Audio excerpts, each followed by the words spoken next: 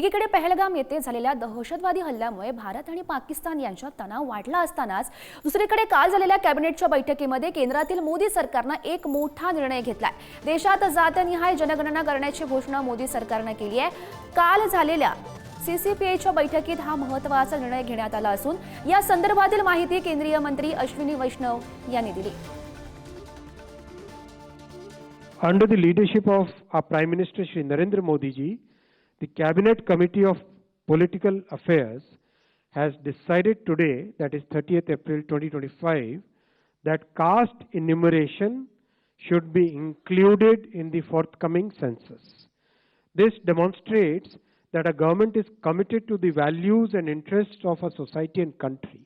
हमारी अगली लड़ाई ये होगी कि जब ये जनगणना होगी जिसमें इंक्लूड किया जाएगा कास्ट सेंसस का भी, तब उसके बाद जब नतीजे आएंगे तो पूरे देश में और पूरे देश के जो विधानसभा चुनाव में हमारी मांग रहेगी कि पिछड़ों और अति पिछड़ों के लिए भी, जैसे दलित और आदिवासी भाइयों का आरक्षित सीटें हैं, उसी प्रकार से पिछड़ों और अति पिछड़ों का भी जो है आरक्षित सीटें जो है वो करनी पड़ेगी।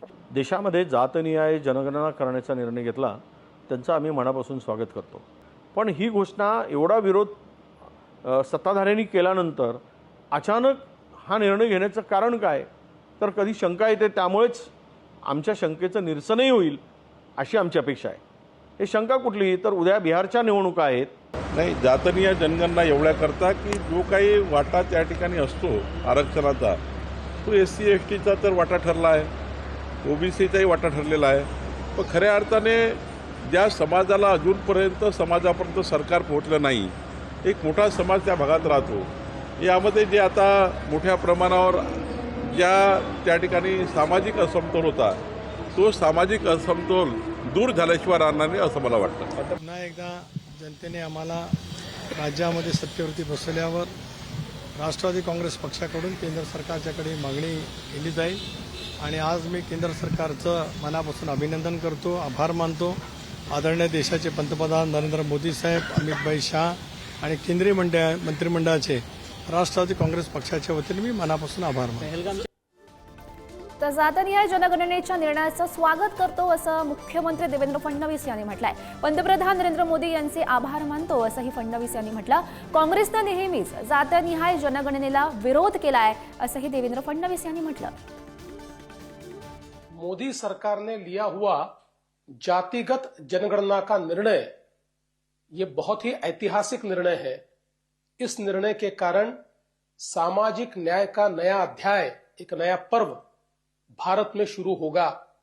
विशेष रूप से जो पिछड़े हैं, ऐसे पिछड़ों को न्याय देने हेतु बहुत ही सटीक इंपेरिकल डेटा ये सरकार के पास होगा और सरकार की योजनाएं इसके कारण जो डिजर्विंग है, जो सही है, जिनको मिलनी चाहिए, ऐसे लोगों तक पहुंचाने में एक बड़ी मदद मिलेगी। भारत सरकार के आज के कैबिनेट में आदरणीय प्रधानमंत्री नरेंद्र मोदी जी ने जो निर्णय लिया है जातनिहाय जनगणना करने का, वो बहुत बड़ा फैसला है, ऐतिहासिक निर्णय है और इसलिए मैं इस निर्णय का स्वागत करता हूँ।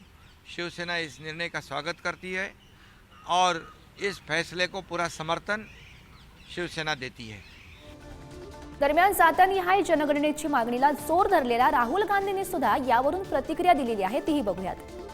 कास्ट सेंसस का अनाउंसमेंट किया, हम इसको सपोर्ट करते हैं, पूरी तरह सपोर्ट करते हैं, मगर हम टाइमलाइन चाहते हैं। हम जानना चाहते हैं ये कब तक होगा, और ये एक पहला कदम है।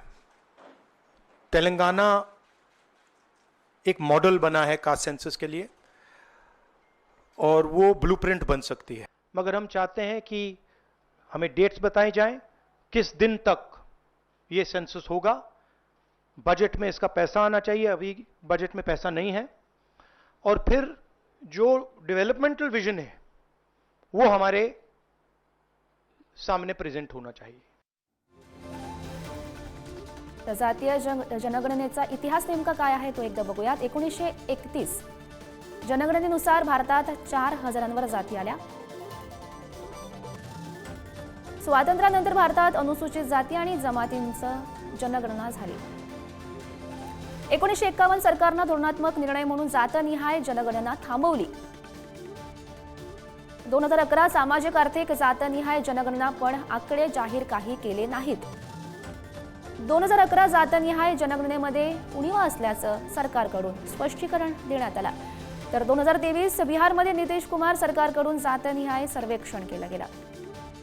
बिहारमध्ये ओबीसी 63.13%, एससी 19.65%, एसटी 1.68% होते. तर 2025-19 जानेवारीपासून आंध्र प्रदेशमध्ये जातनिहाय जनगणना करण्याची प्रक्रिया सुरू झाली. तर स्वातंत्र्यानंतर पहिल्यांदाच देशात जातनिहाय जनगणना सुरू झाली असा निर्णय केंद्रानं घेतलेला आहे. तर कोणत्या जातीची किती लोकसंख्या असेल हे यामुळे करणार आहे. नेमकं काय होणार आहे जातीय जनगणनेमध्ये आपण बघतोय. आर्थिक स्थिती नेमकी काय असेल ते सुद्धा समोर येईल. कोणत्या जातीतील लोकांकडे किती संपत्ती आहे याची सुद्धा माहिती मिळेल. मागास जाती प्रवर्गासाठी कल्याणकारी योजना राबवण्यासाठी याचा उपयोग होणार आहे. तर नेमकं काय होईल ते आपण ग्राफिक्सच्या माध्यमातून बघत होतो.